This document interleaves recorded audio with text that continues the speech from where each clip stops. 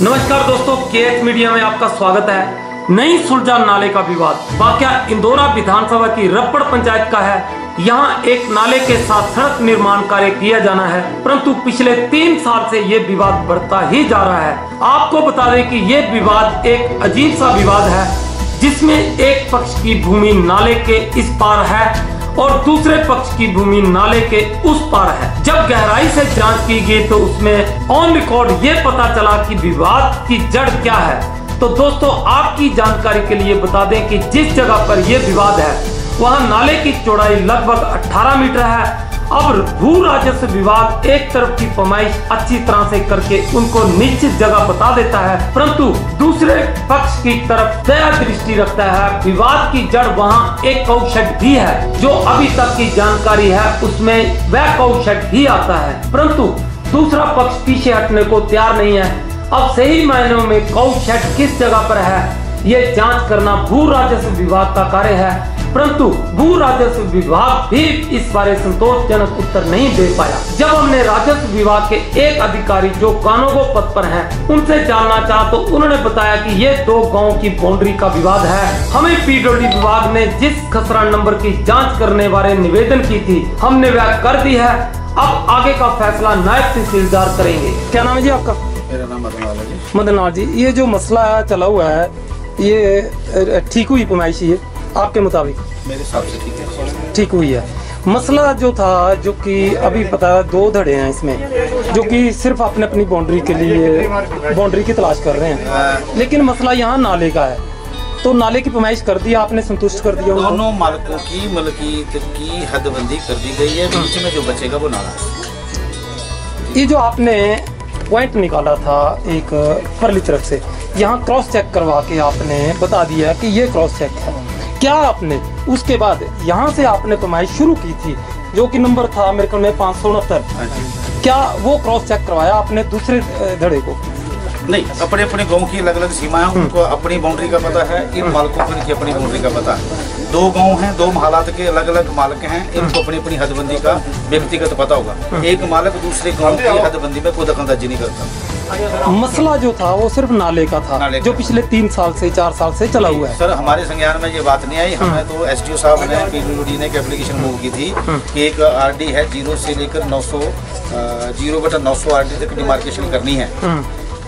तो ये जो नाले का डिस्प्यूट है, हम तो ये देखने आए थे कल की सर, जहाँ पर बरसात ने ज़्यादा नुकसान कर दिया है, हमने नाले की जो बाउंड्री थी उसको देखा है कहाँ पर है, और कल जेसीबी मंगाकर हमने जो पानी है उसकी डाइवर्ट कर दिया है, ताकि किसानों की जमीन का नुकसान ना हो। क्योंकि बरसात अभी सर के ऊपर है, और आपने प्रायः देखा ही है कि खेतों में मलकीती जमीन में इतने ज़्यादा पत्थर पड़े हैं जिनको उठाना जिम्मेदारों के बस की बात नहीं है।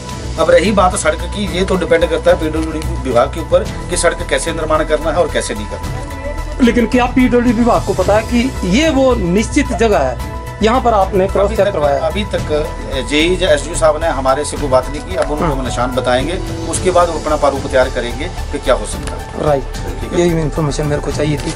जब हमने नायब तहसीलदार से जानना चाहा तो वह भी कोई संतोषजनक उत्तर नहीं दे पाए।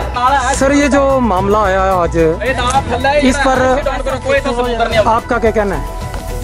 ऐसे है कि हमारे को इसकी एप्लीकेशन आई है एसडीओ पीडब्ल्यूडी से जी, जिसका कि यहाँ पर हमने स्पॉट देखा है और कुछ नंबरों की फरमाइश की है। वो इनको हमने बता भी दिए हैं मौके पर, जहाँ जहाँ जो बनना जाते थे वो हमने इनको बता दिए हैं। तो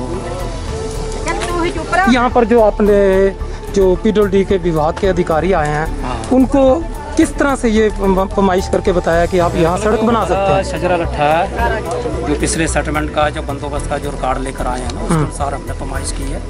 उसी के अनुसार हमने इनके जो बना जाते यहाँ पर बताए।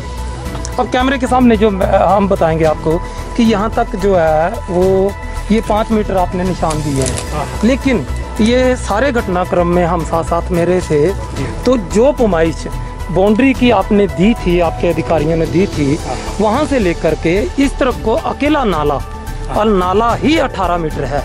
एक्चुअली जो नाला है वो 2 महलों में पड़ता है जी जी, जिसमें से 18 के 9 मीटर ही मिलेंगे। वो 9 मीटर का हमने निशान यहाँ लगाया है अगला पॉइंट पे हमारा जो भी नाला है वो है मौके पर, जो होगा वो रहेगा। यानी कि आप मानते हैं कि जो दूसरी तरफ से इन्होंने पैमाइश की थी वहाँ का क्रॉस चेक हुआ है कि जो इन्होंने निशान वो क्रॉस चेक किया था? चेक किया। यहाँ तक कि हम मानते हैं क्योंकि हम सुबह से साथ में थे तो वहाँ क्रॉस चेक नहीं हुआ है। और ये जो पैमाइश थी ये 18 मीटर थी और वास्तु स्थिति ये है कि जो आपने 5 मीटर बताए हैं लेकिन 13 मीटर जो है खाली सड़क के लिए छोड़ी गई है। बिल्कुल बिल्कुल, वो सड़क ही रहेगी, 13 मीटर रहेगी, चाहे नाला है या कुछ भी है, 13 मीटर बड़ी बननी है। जब हमने पीडब्ल्यूडी विभाग के जेई अखिल से जानना चाहा तो उन्होंने साफ शब्दों में कहा कि हमें यहाँ निशान दिए जाएंगे, हम वही सड़क बना देंगे। दोस्तों देख सकते हैं कि जो रेवेन्यू डिपार्टमेंट से विभाग से जो अधिकारी आए हैं उन्होंने अपना पक्ष रखा है, लेकिन अभी तक जो मसला पिछले 3 साल से चला हुआ था वो अभी तक भी सुलझता नजर नहीं आ रहा है। लेकिन साथ साथ में हम पीडब्ल्यूडी विभाग से भी जानकारी लेंगे कि जहां वो निर्माण कार्य करना चाह रहे हैं क्या आप संतुष्ट हैं कि आपकी बाउंड्री का आपको निश्चित पता है?